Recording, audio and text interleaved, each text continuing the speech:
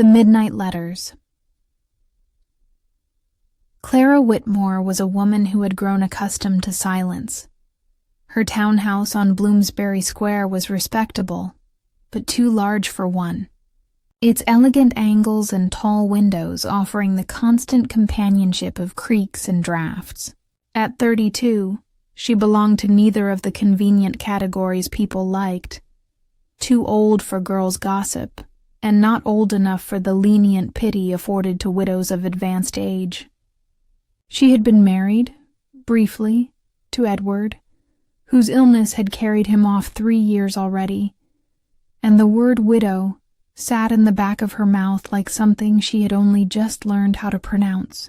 Consumption had taken him swiftly: a fevered spring, the coughing nights, the softening away of a man who once filled a room with talk. He had left behind debts, a mantle of habit, and drawers she had not opened since, because in them lay the small objects that measured a life. By day she worked at the lending library on Russell Street, a neat, bookish life of catalogues and stamps, and the quiet community of matrons who met under the high windows to trade recipes and thin confidences. She prided herself on a precise hand for entries and a steady patience when old ladies lingered over loan periods. The library was a refuge of ink and order. The evenings, however, were another matter. Tea cooled by the desk, lamps burned low, and the clock in the hall clicked too loud in the empty house. She had learned to make room for silence, to fill it with small rituals: a folded letter left unopened until morning, the careful laying out of a dress for a market walk, the way she smoothed the sheets so Edward's absence did not rumple her dreams. It was on such a night, late in March, when the lamps along the square glowed like small moons and the fog clung low over the cobbles, that the first letter came. She had been half asleep at her desk, the lamplight throwing a small, honest circle over the open catalogue, when the sound reached her: a soft slide, paper whispering along wood. She looked up. No footfall on the landing, no polite knock, only a white envelope, pale and unmarked, lying just inside her door as if someone had eased it there with a single practiced hand. She crossed the room with a lightness she had not felt in months, heart quickening with a mixture of alarm and an odd, foolish curiosity. The envelope bore no postmark, no stamp, no name. Only her own, Clara Whitmore, inscribed across the front in an elegant, slanted script that suggested care and perhaps a certain meticulousness of mind. Inside was a single page, folded once. You should not sit alone so often by the window. The world watches, and it is a pity that one so fine should look so sorrowful. There is still music left for you if you will listen. No signature. Clara read it twice, then 3 times, the words striking her as tender and unsettling in equal measure. Who watched her window? Who knew her name and the shape of her sorrow? Her curtains were heavy and drawn most nights. She did not take her walks at odd hours, yet there it was, the fact of her habit stated plainly, as though someone had been watching the pattern of her life like a repeated stitch. She slid the paper into a drawer and tried to sleep, but sleep would not come. The letter lay in the corner of her mind like a small bright stone. 3 nights later, at the same hour, the second letter arrived. You looked lovelier today in the library, with your hair unpinned and your eyes lit when you held the new volume of Tennyson. I think you do not know how you glow when you touch what you love. It is a tragedy no one tells you so. I will tell you. Always. Clara's hand trembled when she read it. Only that morning she had unpinned her hair to rub her temples as she read an especially stubborn catalogue entry, and she had felt something like pleasure, simple, private, at holding the new Tennyson in her hands. That the writer had seen her, remembered such smallness, felt like both theft and gift. For the first time in a long while, her cheeks warmed. She locked the letter away beside the first and told no one. She did not write at the lending desk about the small, pale hand that had trespassed into her evenings. The third letter came a week later. This one was longer. Do not be afraid. I mean you no harm. There is a loneliness in you that I know well, and I cannot bear to see it unspoken. You keep your head bowed as though the world will scorn you for feeling, but I do not scorn you. I see you. I see how you trace the bindings of books with reverence, how you pause when children laugh, how you keep a locket you never open. There is life yet in you, Clara. I wish you would believe it. Her eyes blurred. The locket, Edward's portrait sealed in a small oval, hid beneath a stack of account books. No one went through her drawers. No one knew the small ritual she performed on Sundays, unscrewing the locket just long enough to feel the warmth of the image between her finger and thumb. The knowledge both unsettled and comforted. Whoever wrote could see what no one else had thought to look for. Her nights became punctuated by this new sound, the soft scrape of an envelope sliding beneath her door. The letters flowed with a tenderness that was at once astonishing and intimate. A remark about the color of her dresses, a note on the gentle way she bowed when matrons debated recipes, an observation on the way she watched the rain slide down her study window. They were written in a voice that seemed to know her thoughts before she had fully formed them. I hear the grief in your silence. You were made for more than mourning. There is a fire in you, though you hide it. Clara began to anticipate the letters with a sensation she had not expected, a small quickness that lived beneath her breast.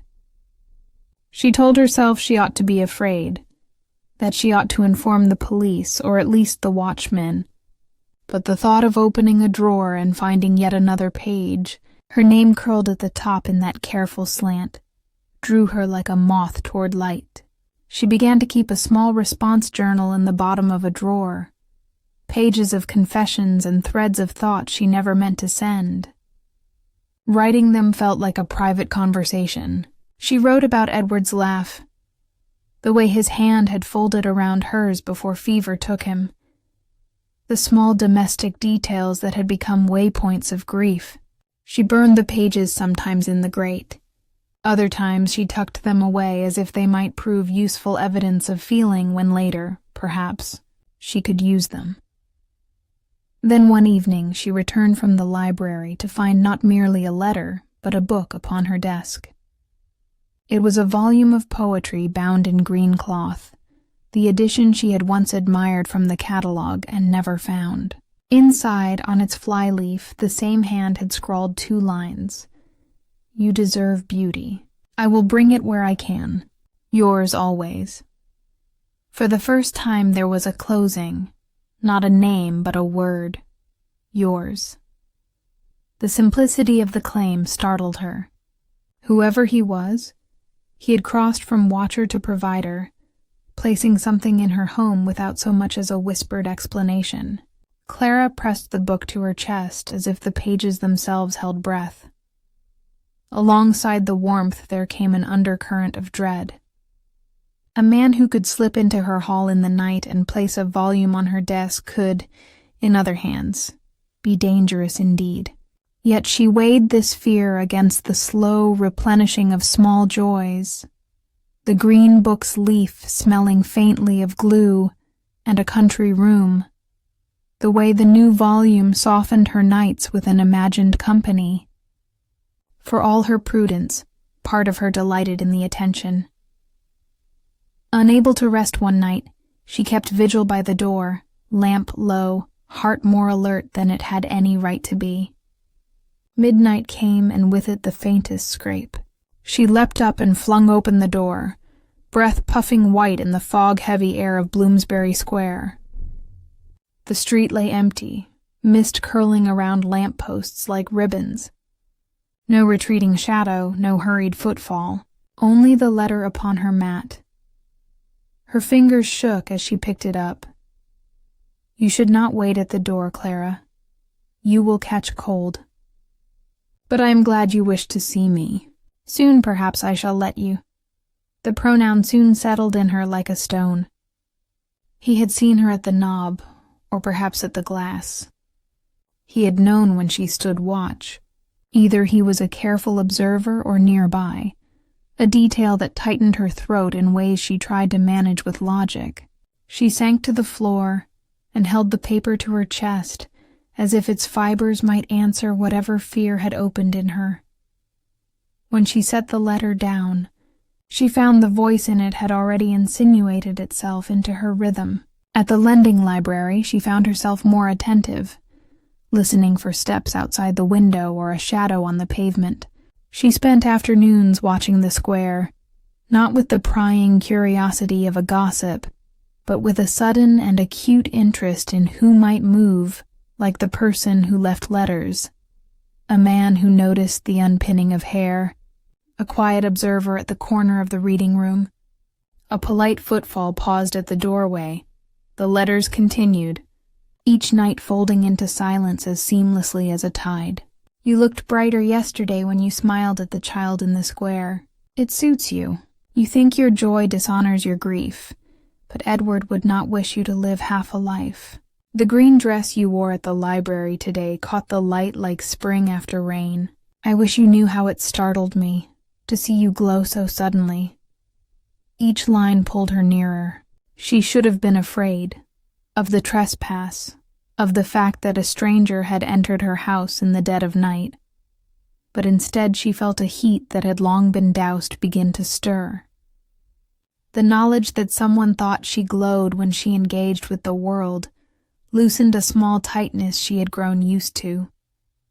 Curiosity, which until then had been a brittle companion, became a motive. She looked more carefully at the patrons in the library. She noticed a particular way certain visitors folded their gloves, the habitual clear of a throat, the way some men paused by book spines longer than was polite. Yet every ordinary face offered only ordinary manners. No obvious lover, no obvious villain. She began to write replies, this time not tucked away, but left on the desk where the letters arrived. Her hands shook the first night. You write of my loneliness as though it were a wound you wish to tend, and yet you cause me unease. I do not know your name, your face. I cannot love a ghost. Show yourself if your heart is true. The next morning she found the note gone. Her breath caught when she picked up the reply. Not yet, but soon. I must be certain you will not turn from me when you see. I am no phantom, but I am afraid. Will you forgive me that? What was he afraid of? Did he mean for her to pity him or to protect him? The questions circled and nested until she could not sleep for thinking. April softened into May. Bloomsbury began to show lilac buds and the faint, damp sweetness of foreign evenings. Clara found herself humming while she worked, and the matrons behind the lending desk exchanged looks that were curious but kinder. She felt alive in the peculiar way of someone who has been allowed back into a small world of light. She found herself leaving the parlor curtains half drawn, the lamplight burning even when she retired. One afternoon, returning from errands, she noticed a slight disturbance in the street, a hat lying near the curb, as if the wearer had only just bent down to retrieve it. A man paused at the corner and looked up at her with a polite intonation of recognition. But the sight of him flashed past like a page turned. She felt foolish later for the tremor his glance had caused. Then, finally, one evening after all the slow accumulation of notes, she found a folded scrap upon the sill of her window. Tomorrow night, at midnight, I will come. If you wish to see me, leave the lamp burning. If not, douse it, and I will vanish from your life. I will trouble you no more. The choice is yours, Clara. Her heart leapt with a child's exhilaration and a grown woman's terror. The simple ultimatum, the lamp, the choice, the command to decide, felt almost Victorian in its melodrama. For several hours before midnight, she paced like a caged creature, smoothing the linen on the chair, arranging the brushes and the clock mechanically. She wondered if she was foolish. She imagined the worst, a man with loose motives, an intruder of some sort. Or perhaps the bravest and best thing, a kindred spirit, finally revealed. At the stroke of 12, she heard the latch. The door eased open, and a figure stepped into the lamplight. He was younger than she had expected. Perhaps a little over 30, dark hair a little unruly, his coat showing the honest wear of a man who walked the square. There was a steadiness about his face, an earnestness that softened the cautious set of his mouth. When he took off his hat, there was a brief, old-fashioned bow. "Mrs. Whitmore?" he asked, careful, his voice even. "Yes," she said, barely a whisper. The heat at her throat made her speech small. "I am sorry for the secrecy," he said. "My name is Henry Ashe. I knew Edward at Cambridge. We were friends. When I heard of his death, I could not bear to see you alone. I thought words might help in a way presence at first could not." His hands were open, not a threat, but an offering. Clara's breath faltered, more from recognition than from shock. She remembered a young man who had once laughed at her husband's jokes, who had attended a garden party with a quick stride and an easy smile. Time had not taken away the gentleness in his face. He seemed both contrite and relieved to have admitted himself. "You should have come at once," she said, voice firmer than she felt. "I meant to," Henry answered. "Only then grief kept close to the door of my throat like wool, and foolishness like fear. I watched, and I wrote, and I hoped the words would prove less clumsy than my presence. Forgive me if I frightened you." Tears sprang unbidden to Clara's eyes. Years of small sacrifices, of speaking softly and making grief acceptable, unspooled in a sudden warm thread. "You wrote them all?" "Yes." His gaze did not waver. "Every word true. I saw you keep Edward's locket. I saw the way you smoothed the garden's paths and the way you never allowed the parlor to look unused. I could not stand the thought that someone so good might spend her years in silence." There was a generous humility in that confession that fit like a glove. Her grief, small and private, had been seen and met with tenderness rather than pity. She stepped closer. "You fool!" she said, the reproach light with laughter and tears. "Do you know how much I have waited to be seen again?" He took her hands in his, warm and honest. "I have loved you quietly for longer than I should admit, but I never meant harm. Only to remind you that you are not alone."